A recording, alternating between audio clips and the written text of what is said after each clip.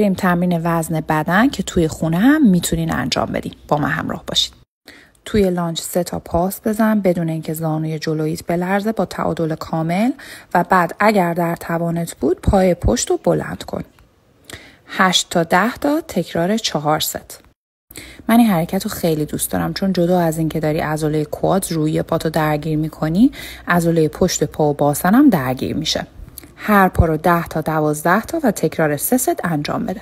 سعی کن باسنتو بیش از حد پایین نیاری، انگار که روی صندلی نشستی و زانوت جلوی پنجه نیاد وقتی که داری برمیگردی. 10 تا 12 تا و تکرار 3 ست انجام بده.